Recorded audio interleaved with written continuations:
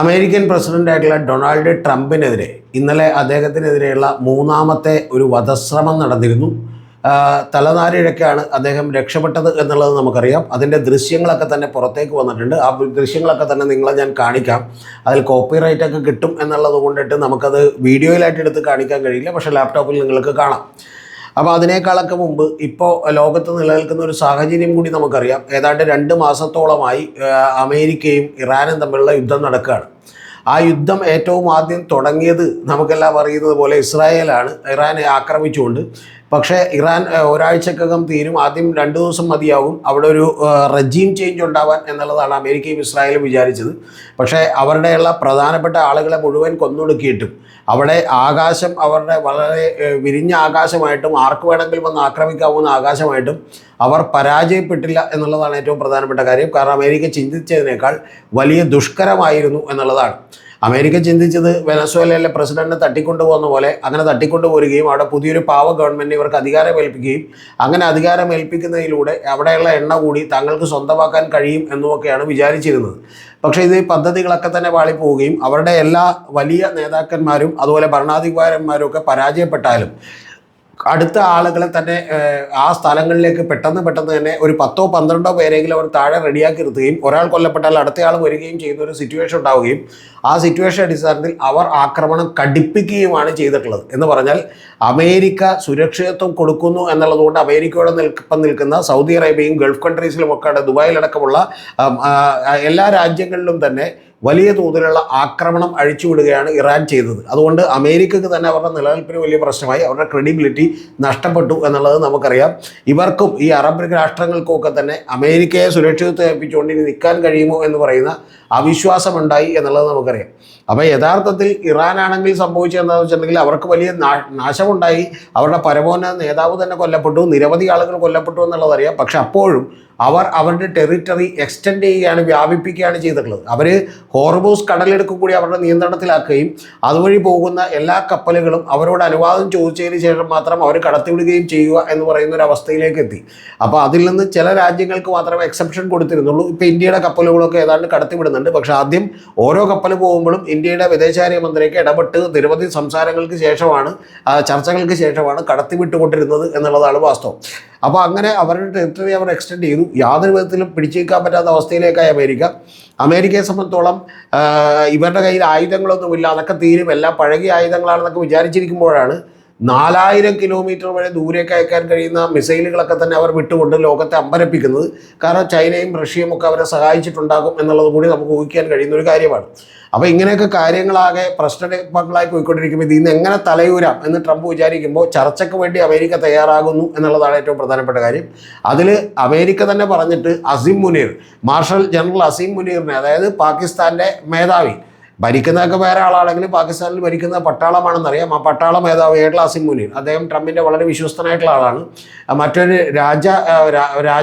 രാജ്യത്തെ പരമോന്നത നേതാവിനെ സ്വീകരിക്കുന്ന പോലെയാണ് അദ്ദേഹത്തെ സ്വീകരിച്ചിട്ടുള്ളത് വൈറ്റ് ഹൗസിലേക്ക് നമുക്കറിയാം. അപ്പോൾ അദ്ദേഹത്തിൻ്റെ നേതൃത്വത്തിൽ ചില ചർച്ചകൾ നടത്താനായിട്ട് തീരുമാനിച്ചു. ആ ചർച്ചകളിൽ ലോകം തന്നെ കാത്തിരുന്നത്, യുദ്ധം അവസാനിക്കുമോ എന്നറിയാൻ വേണ്ടി കാത്തിരുന്നത് ഈ ശനിയാഴ്ച നടക്കാൻ നിന്ന ചർച്ചയാണ്. അപ്പോൾ ശനിയാഴ്ച 2 പേരെ പ്രതിനിധികളെ ട്രംപ് അയക്കാമെന്നുള്ളത് പറഞ്ഞു. അദ്ദേഹത്തിൻ്റെ റിലേറ്റീവിനെ കൂടി അടക്കമുള്ള 2 പ്രതിനിധികളെ അങ്ങോട്ട് അയക്കാമെന്ന് പറഞ്ഞു. അങ്ങനെ അവരെ അയച്ച് ഏതെങ്കിലും തരത്തിലുള്ള ഒരു ധാരണ എത്തുകയാണെങ്കിൽ, അതായത് അബ്ബാസ് അർഗാച്ചി എന്ന് പറയുന്ന അവരുടെ ഫോറിൻ മിനിസ്റ്റർ കൂടി വന്ന് ചർച്ച നടത്തുന്നു. ആ ചർച്ച നടത്തുമ്പോൾ ഏതെങ്കിലും തരത്തിലുള്ള ധാരണകൾ എത്തുകയാണെങ്കിൽ JD വാൻസ് അടക്കമുള്ള വൈസ് പ്രസിഡന്റ് അടക്കമുള്ള ആളുകൾ വീണ്ടും ചർച്ചയ്ക്ക് പോകാൻ തയ്യാറായി നിൽക്കുമ്പോഴാണ് ഇറാൻ അടുത്തൊരു പണി കാണിക്കുന്നത്. ഇറാൻ ചെന്നിട്ട് ഇവരങ്ങോട്ട് ഇവിടെ നിന്ന് പുറപ്പെടുന്നതിന് മുമ്പ് തന്നെ ഇറാൻ പാകിസ്ഥാനിൽ നിന്ന് തിരിച്ചു പോകുന്നു, ഇറാൻ്റെ പ്രതിനിധികളൊക്കെ തന്നെ. അപ്പോൾ അതുകൊണ്ട് തന്നെ ചർച്ച നടന്നില്ല. അപ്പോൾ അങ്ങനെയൊക്കെ നിൽക്കുന്നൊരു ഘട്ടത്തിലാണ് തൊട്ടടുത്ത മണിക്കൂറുകളിൽ ഡൊണാൾഡ് ട്രംപിനെതിരെ വലിയൊരു അറ്റാക്ക് നടക്കുന്നത്. ആ ഡൊണാൾഡ് ട്രംപിനെതിരെ അറ്റാക്ക് നടക്കുന്നത് അദ്ദേഹം വാഷിങ്ടണിലെ ഹിൽട്ടൺ ഹോട്ടലിൽ വെച്ചിട്ട് ഒരു ഡിന്നർ നടക്കായിരുന്നു. അതായത് വൈറ്റ് ഹൗസ് കറസ്പോണ്ടൻസ് അസോസിയേഷൻ്റെ നേതൃത്വത്തിലുള്ള ഒരു ഡിന്നർ നടക്കാനിരിക്കുകയായിരുന്നു. ആ ഡിന്നറിൽ അവിടെ നിന്നുള്ള എല്ലാ സെക്രട്ടറിമാർ എന്ന് പറഞ്ഞാൽ നമ്മുടെ ഇവിടുത്തെ മന്ത്രിമാരായിട്ടുള്ള ആളുകളാണ്, അത്തരത്തിലുള്ള ആളുകളൊക്കെ തന്നെ ഉണ്ടായിരുന്നു. കെന്നഡിയും മറ്റ് നിരവധി ആളുകൾ, ഞാനിപ്പോൾ എല്ലാവരുടെ പേര് പറയുന്നില്ല, അത്തരത്തിലുള്ള ആളുകളൊക്കെ തന്നെ ഉണ്ടായിരുന്നു. അപ്പോൾ അത്തരത്തിലുള്ള ആളുകളൊക്കെ തന്നെ അവിടെ ഇരിക്കുമ്പോൾ, ഓരോ മന്ത്രിമാരടക്കമുള്ള ആളുകൾ ഇരിക്കുമ്പോൾ, ഇതുപോലെ ഡൊണാൾഡ് ട്രംപ് ഇരിക്കുമ്പോൾ, അദ്ദേഹത്തിൻ്റെ വൈഫ് മെലാനി ഇരിക്കുമ്പോൾ, ഇത്തരത്തിലുള്ള ആളുകളെല്ലാം ഇരിക്കുമ്പോൾ, JD വാൻസ് ഒക്കെ തന്നെ ഇരിക്കുമ്പോൾ പെട്ടെന്ന് 8:35 ഒരു അക്രമി അങ്ങോട്ട് നേരെ പാഞ്ഞെടുക്കുകയും അദ്ദേഹം വെടിയുതിർക്കുകയുമാണ് ചെയ്തിട്ടുള്ളത്. പക്ഷേ വെടികൊണ്ടിട്ടുള്ള ചില ആളുകൾക്കൊന്നും പരിക്ക് പറ്റിയില്ല. കാരണം ബുള്ളറ്റ് പ്രൂഫ് ജാക്കറ്റുകൾ ധരിച്ചിരുന്നുകൊണ്ടിട്ട് വലിയ പരിക്ക് പറ്റിയില്ല. അതുകൂടാതെ ഈ പറയുന്ന അദ്ദേഹം അവിടെ തന്നെയാണ് താമസിച്ചിരുന്നത്. അദ്ദേഹത്തെ ഇപ്പോൾ അറസ്റ്റ് ചെയ്തിട്ടുണ്ട്. നമുക്ക് ആ ചിത്രങ്ങളൊന്ന് കാണാം. ആ ചിത്രങ്ങൾ കണ്ടതിന് ശേഷം ശരിക്കും നമുക്ക് ഈ പറയുന്ന ബാക്കിയുള്ള ഡീറ്റെയിൽസിലേക്ക് കൂടി ഞാൻ വരാം. ആ ചിത്രങ്ങൾ കുറേ കൂടി ക്ലാരിറ്റി ഉള്ളതാണ്. ഇത് BBC-യുടെ ചിത്രങ്ങളാണ്. BBC മാത്രമല്ല, ഫ്രാൻസ് 24 ഇംഗ്ലീഷും അതുപോലെ തന്നെ നിരവധി ഗാർഡിയനും മറ്റ് നിരവധി മാധ്യമങ്ങളും ഒക്കെ തന്നെ ആ ചിത്രങ്ങൾ മറ്റേ വീഡിയോ പുറത്തേക്ക് വിട്ടിട്ടുണ്ട്. ആ വീഡിയോകളിൽ ഏറ്റവും ഒടുവിലേക്ക് വരുമ്പോൾ ഇത് ചെയ്തിട്ടുള്ള അക്രമി അദ്ദേഹം ഒരു 31 വയസ്സുകാരനായിട്ടുള്ള ഒരു ടീച്ചറാണ്. ഈ പറയുന്നത് കോൾ തോമസ് അലൻ എന്ന് പറയുന്ന ഒരു ടീച്ചറാണ്. അദ്ദേഹത്തിൻ്റെ ഫോട്ടോ കൂടി നമുക്ക് കാണാം. അദ്ദേഹത്തിൻ്റെ ഡീറ്റെയിൽസ് കൂടി ഞാൻ ഇതിൻ്റെ വഴിയെ പറയാം. അതിനിടയിൽ ഒരു കാര്യം കൂടി നിങ്ങളോട് പറയാൻ വിട്ടുപോയി. നമ്മുടെ ഒരു ചാനലിൽ നമ്മളെ സപ്പോർട്ട് ചെയ്യാൻ ആഗ്രഹിക്കുന്നവർക്ക് വേണ്ടിയിട്ട് നമ്മളൊരു മെമ്പർഷിപ്പ് ആരംഭിച്ചിട്ടുണ്ട്. ആ മെമ്പർഷിപ്പ് യൂട്യൂബ് നൽകുന്ന ഒരു ഓപ്ഷനാണ്. മന്ത്ലി ഒരു 179 രൂപ അടച്ചുകൊണ്ടിട്ട് നിങ്ങൾക്ക് ആ മെമ്പർഷിപ്പ് എടുക്കാം. അല്ലെങ്കിൽ ലെവൽ 2 ആയിട്ട് 359 രൂപേൻ്റെ അടുത്ത് അടച്ചുകൊണ്ട് മെമ്പർഷിപ്പ് എടുക്കാം. നമ്മളെ സപ്പോർട്ട് ചെയ്യണം എന്ന് ആഗ്രഹിക്കുന്നവർ മാത്രം ചെയ്താൽ മതി. ഇതിൽ എനിക്ക് പറയാനുള്ള ഒരു കാര്യം, ഈ ചാനൽ കുറേ കൂടി വലുതാക്കണമെന്നും കുറച്ചുകൂടി മാൻ പവറൊക്കെ എടുത്തുകൊണ്ടും കുറച്ചുകൂടി ടെക്നിക്കലി നമ്മൾ കുറച്ചുകൂടി ഡെവലപ്പ് ആയിക്കൊണ്ടും ഒക്കെ ചെയ്യണമെന്ന് ആഗ്രഹമുണ്ട്. ആ ആഗ്രഹം തോന്നി തുടങ്ങിയത് എൻ്റെ എന്തെങ്കിലും വ്യക്തിപരമായ നേട്ടത്തിന് വേണ്ടിയിട്ടല്ല. ആഗ്രഹം തോന്നി തുടങ്ങിയത് വിള്ളൽ, ഈ വര, ഒരു പെൻസിൽ വര വിള്ളലാക്കുന്ന മാധ്യമങ്ങളുടെ പ്രവർത്തനം കണ്ടിട്ടാണ്. കഴിഞ്ഞ ദിവസങ്ങളിൽ സ്വരാജിനെ ഈ പറയുന്ന പോലെ പ്രതീഷ് വിശ്വനാഥൻ എന്ന് പറയുന്ന ഒരു ഹിന്ദു തീവ്ര നിലപാടുകാരനെയും കൂട്ടിച്ചേർത്ത് വെച്ചുകൊണ്ട് ഒരു കള്ളം പ്രചരിപ്പിക്കുന്നത് കണ്ടിട്ടാണ്. കാരണം അത്തരത്തിലുള്ള കള്ളങ്ങൾ ഏത് നേതാവിനെതിരെയും പറഞ്ഞുകൊണ്ട് താൽക്കാലികമായിട്ടുള്ള നേട്ടങ്ങൾ ഉണ്ടാക്കാൻ കഴിയുന്ന ഒരു പ്രചരണ സംവിധാനം ഇവിടെ വർക്ക് ചെയ്യുന്നുണ്ട്. അതിനുശേഷം ഒരു 3-4 ദിവസം അതെല്ലാം പ്രചരിപ്പിക്കുകയും അതിനുശേഷം തൊട്ടടുത്ത ദിവസങ്ങളിൽ ദേശാഭിമാനിയുടെ കാർഡ് വെച്ച് അതൊരു വെറും സൗഹൃദ സന്ദർശനമായിരുന്നു പ്രചരിപ്പിക്കുകയും അതിനുശേഷം ഒരു 3-4 ദിവസം കഴിഞ്ഞ് ഒട്ടിങ് കഴിയുമ്പോൾ അത് സോറി ഞങ്ങൾക്ക് തെറ്റുപറ്റിപ്പോയതാണ്, ക്ഷമ ചോദിക്കുന്നു, ഞാൻ എന്നെ തന്നെ താക്കീത് ചെയ്തിരിക്കുന്നു എന്നൊക്കെ തന്നെ ഒരു ജമാഅത്തെ ഇസ്ലാമിയുടെ മുൻ നേതാവ് വന്ന് പറയുകയൊക്കെ ചെയ്യുന്നതിൻ്റെ പിന്നിൽ ചില തന്ത്രങ്ങളുണ്ട്. അത് സമയാസമയങ്ങളിൽ പൊളിച്ചെടുക്കിയില്ലെങ്കിൽ ഈ കേരളീയം വിഭാഗീയമായിട്ടുള്ള മതപരമായിട്ടുള്ള വേർതിരിവുകളുള്ള ഒരു സംസ്ഥാനമായി തീരും എന്നുള്ള ഭയം കൊണ്ടാണ്. അപ്പോൾ അത്തരത്തിൽ അല്ലാതെ വളരെ സത്യസന്ധമായി ആത്മാർത്ഥമായി മാത്രമുള്ള വാർത്തകളായിരിക്കും ഞാൻ നിങ്ങളോട് പറയുക. താല്പര്യമുള്ളവർക്ക് നിങ്ങൾക്ക് എന്ത് ചെയ്യാം, മെമ്പർഷിപ്പ് എടുത്തുകൊണ്ട് സപ്പോർട്ട് ചെയ്യാം. മെമ്പർഷിപ്പ് എടുത്തുകൊണ്ട് നിങ്ങൾക്ക് വലിയ ഗുണമുണ്ടാകും എന്നൊന്നും ഞാൻ പറയുന്നില്ല. ചില വീഡിയോകൾ നേരത്തെ കാണാം എന്ന് മാത്രമേ ഉള്ളൂ. പക്ഷേ നമ്മളെ സപ്പോർട്ട് ചെയ്യണം, നമ്മൾ നിലനിൽക്കണം എന്ന് താല്പര്യമുള്ളവർ മാത്രം ഈ മെമ്പർഷിപ്പ് എടുത്താൽ മതി. കൂടാതെ അതല്ലാതെ സപ്പോർട്ട് ചെയ്യാൻ താല്പര്യമുള്ളവർക്ക് നമ്മളുടെ അക്കൗണ്ട് നമ്പറും അതുപോലെ തന്നെ ഗൂഗിൾ പേ നമ്പറും കൂടി താഴെ കൊടുത്തിട്ടുണ്ട്. താല്പര്യമുള്ളവർ അത് ചെയ്യുക. അല്ലാത്തവർ വീഡിയോകൾ കണ്ടുകൊണ്ട് നമ്മളെ സപ്പോർട്ട് ചെയ്യാം. ആ സപ്പോർട്ട് ചെയ്യുമ്പോൾ നിങ്ങൾക്ക് താഴെ കമൻറ്റുകളൊക്കെ തന്നെ രേഖപ്പെടുത്തണം എന്നുള്ളതാണ് എനിക്ക് പറയാനുള്ളത്. നമുക്ക് ഈ ടോപ്പിക്കിലേക്ക് തിരിച്ചു വരാം. ടോപ്പിക്കിൽ ഇപ്പോൾ ഈ നിങ്ങൾക്ക് കാണാം, ഇതാണ് ആ ചിത്രം. അതായത് ഡൊണാൾഡ് ട്രംപും അദ്ദേഹത്തിൻ്റെ വൈഫും അതുപോലെ തന്നെ മറ്റ് ആളുകളും JD വാൻസ് അടക്കമുള്ള ആളുകൾ ഇരിക്കുന്നതാണ്. അവിടേക്ക് നിങ്ങൾ ശ്രദ്ധിച്ചു നോക്കിയിട്ടുണ്ടെങ്കിൽ കൃത്യമായിട്ടൊരു അക്രമി വരുന്നതും വെടിവെക്കുന്നതൊക്കെ കാണാം. ചെറിയ ബുദ്ധിമുട്ടുണ്ടാകും ഈ ലാപ്ടോപ്പിൽ കാണുന്നത് കൊണ്ട്. പക്ഷേ അത് നിങ്ങൾ സഹകരിക്കുക, നമുക്ക് എന്ത് ചെയ്യാം, അത് കാണാം. Had only just begun. Scarcely had we finished the first course when chaos and panic erupted. At first, the President and First Lady seemed unaware, their table at the far end of the room from where the shooting was taking place. But as people began to dive under tables and this official leapt onto the stage to protect the President, you could see the First Lady realizing what's happening and her evident distress. Donald ട്രംപിനേക്കാൾ മുമ്പ് അവിടെ എന്തോ സംഭവിക്കുന്നുണ്ട് എന്നുള്ളത് realise ചെയ്യുന്നത് അദ്ദേഹത്തിൻ്റെ ഫാനായിട്ടുള്ള മെലാനിയാണ്. അതിൻ്റെ expressions നിങ്ങൾക്കിപ്പോൾ അതിനകത്ത് കാണാം. പിന്നെ ഉടനെ തന്നെ അവിടെ നിന്ന് JD വാൻസിനെ മാറ്റി അതിനുശേഷം ഡൊണാൾഡ് ട്രംപിനെയൊക്കെ മാറ്റുന്ന ദൃശ്യങ്ങൾ കൂടി കാണാം.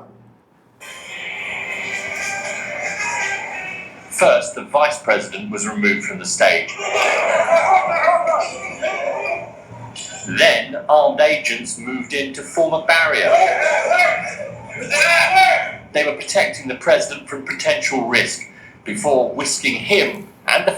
ആദ്യം അവർ JD വാൻസിനെ അവിടെ നിന്ന് മാറ്റി. അതിനുശേഷം അവരൊരു കവറ് കൊടുത്തു പ്രസിഡന്റിന്. ആദ്യം അദ്ദേഹത്തെ തലകുനിച്ച് എന്ത് ചെയ്തു, ടേബിളിൻ്റെ സൈഡിലേക്ക് ഇരുത്തി.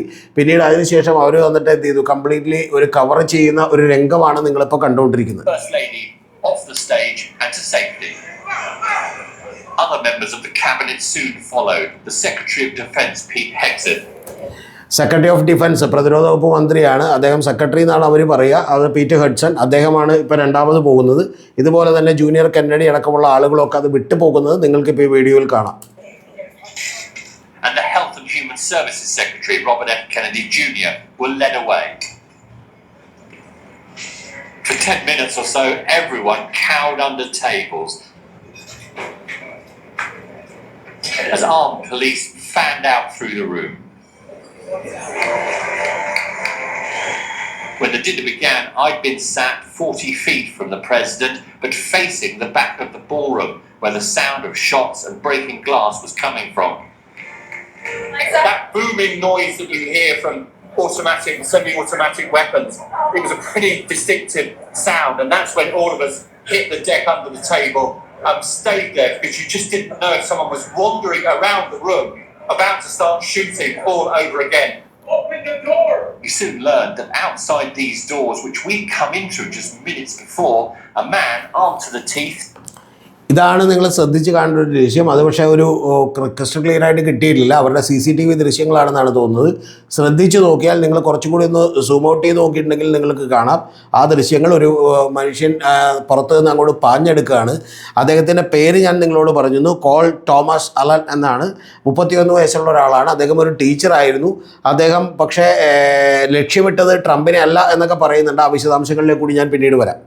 Seen here on security video had a shotgun, a handgun and knives and had sprinted through the ഒരു ഹാൻഡ് ഗണ്ണും അതുപോലെ നൈഫ്സും അടക്കം കൂടുതൽ ആയുധങ്ങൾ അദ്ദേഹത്തിൻ്റെ കയ്യിലുണ്ടായിരുന്നു. അദ്ദേഹം ഇത് ചെയ്യുന്നതിന് മിനിറ്റുകൾക്ക് മുമ്പ് അദ്ദേഹം പറഞ്ഞിട്ടുള്ളത്, ഞാൻ ട്രംപിനെ അല്ല ലക്ഷ്യമിട്ടത്, അവിടെയുള്ള ഉദ്യോഗസ്ഥരെയാണ് ലക്ഷ്യമിട്ടുള്ളത് എന്ന് പറഞ്ഞിട്ടുണ്ട്. കാരണം അങ്ങനെ അദ്ദേഹത്തിൻ്റെ കുടുംബാംഗങ്ങൾക്ക്, ബന്ധുക്കൾക്കൊക്കെ തന്നെ മെസ്സേജ് അയച്ചിരുന്നു. കൂടാതെ അദ്ദേഹം ഇതുപോലെയുള്ള വിചിത്രമായിട്ടുള്ള ചില മെസ്സേജുകൾ നേരത്തെ തന്നെ അവരുടെ കുടുംബാംഗങ്ങൾക്ക് അയച്ചിരുന്നു. അവരിൽ ചിലർ വന്ന് ഇത് ഇൻഫോം ചെയ്തിട്ടുണ്ട്. ഈ പറയുന്ന പോലെ അവിടുത്തെ FBI എന്ന് പറയുന്ന ഫെഡറൽ ഏജൻസിയെ ഇൻഫോം ചെയ്തിട്ടുണ്ട്.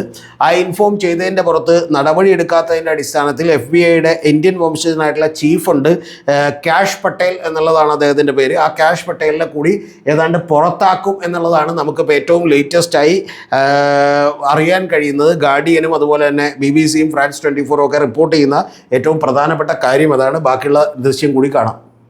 Security checks.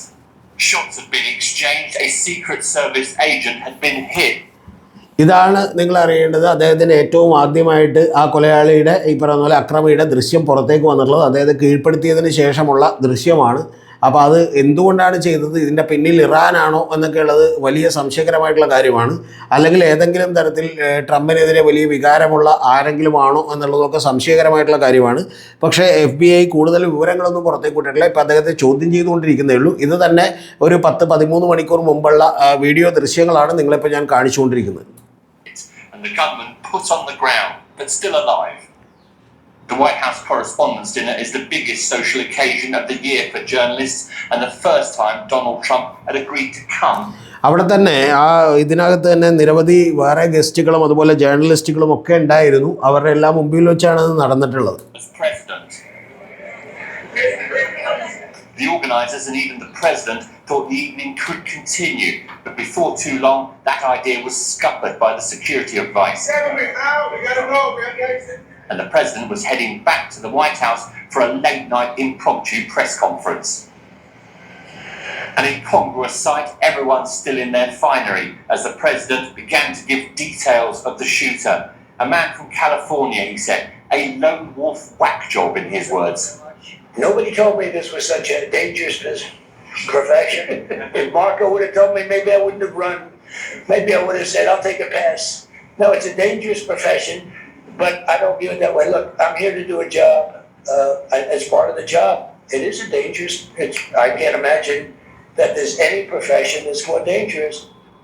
The acting Attorney General, Todd Blanche, gave his view on the motive for the shooting. It does appear that he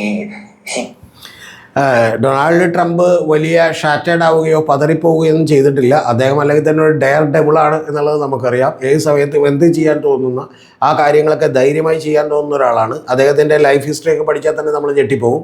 അദ്ദേഹം വലിയ കാസിനോകളടക്കമുള്ള നിരവധി ബിസിനസ്സുകൾ നടത്തിയിരുന്ന ബിൽഡറൊക്കെ ആയിട്ടിരുന്ന ഒരാളാണ്.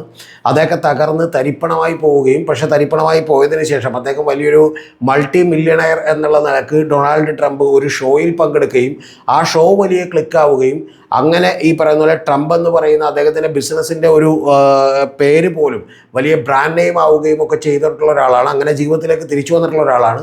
നിങ്ങൾക്ക് ഇന്ത്യയിലടക്കം ഇത്തരത്തിലുള്ള ട്രംപ് ടവറുകളുണ്ട്. കാരണം ആ ട്രംപ് ടവറുകളൊക്കെ തന്നെ അദ്ദേഹത്തിൻ്റെ പേര് ഉപയോഗിക്കുന്നതിന് വലിയ പണം മേടിച്ച് വിറ്റിട്ടുള്ള ഒരാളാണ്.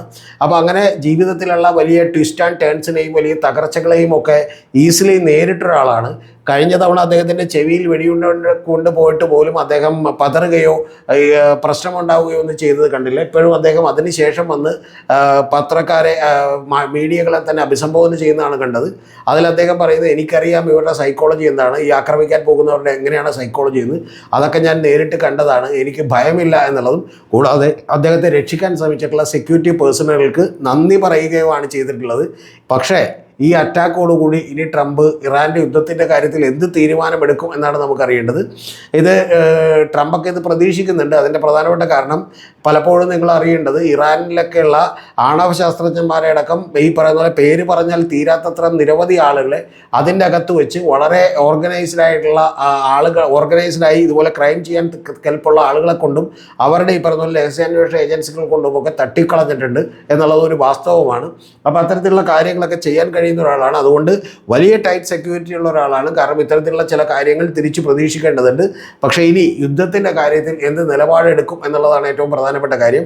കാരണം ഇത് യുദ്ധം ലോകത്തെ മുഴുവൻ ബാധിച്ചിരിക്കുന്നു എന്നുള്ളതൊരു വാസ്തവമാണ്. അമേരിക്കയും വലിയ തോതിൽ ബാധിച്ചിട്ടുണ്ട്.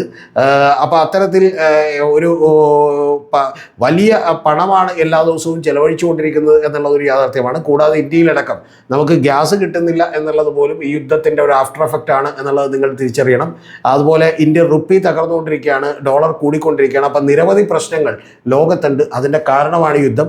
ഇനി ഡൊണാൾഡ് ട്രംപിനെതിരെ നേരെ ഒരു അറ്റാക്ക് ഉണ്ടായതിൻ്റെ കൂടി പശ്ചാത്തലത്തിൽ അദ്ദേഹം എന്ത് തീരുമാനമെടുക്കുമെന്നറിയാനാണ് ലോകം കാത്തിരിക്കുന്നത്. കൂടാതെ ഇതിൻ്റെ അന്വേഷണ വിവരങ്ങൾ കൂടുതലായി പുറത്തേക്ക് വരട്ടെ. ഇപ്പോൾ പുറകിൽ വേറെ ഏതെങ്കിലും രാഷ്ട്രമുണ്ടെന്നോ ഇല്ലെന്നോ ഒന്നും പറയാറായിട്ടില്ല. പക്ഷെ അതുകൂടി പുറത്തേക്ക് വരുമ്പോൾ ആ ഡീറ്റെയിൽസ് കൂടി ഞാൻ നിങ്ങളോട് പങ്കുവെക്കാം ഏറ്റവും ആദ്യമേ തന്നെ.